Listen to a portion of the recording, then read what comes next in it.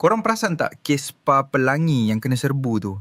171 orang kena angkut. Yang mengejutkan, bukan orang biasa. Ada doktor, cikgu, penjawat awam. Ini bukan lagi isu terpencil. Ini realiti depan mata. Budaya ni sebenarnya dah lama membarah. Cuma dulu, bila kantoi, semua sapu bawah kapet. Sekarang, dah tak boleh tutup. Saya kongsi satu kes. Ada seorang remaja umur 19 tahun datang klinik ingat buasir. Rupanya sipilis tahap teruk. Luka, berdarah, nak duduk pun terseksa. Doktor sendiri cakap, kes macam ni makin hari makin banyak. Kes suami orang pun ramai. Isteri jumpa toys pelik, ada yang nak buat IVF, tapi kantoi, dua-dua positif HIV. Sebab suami hidup dua alam. Bayangkan, isteri dan anak dah jadi mangsa tak bersalah.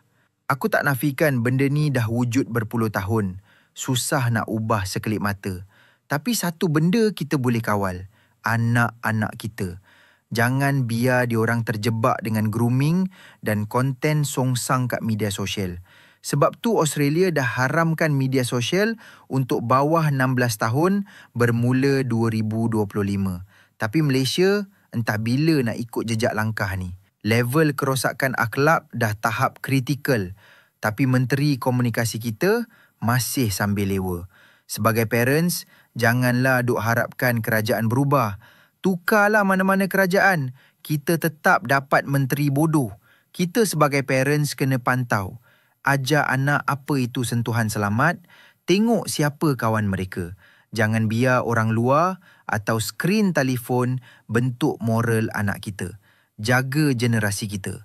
Kalau bukan kita, siapa lagi?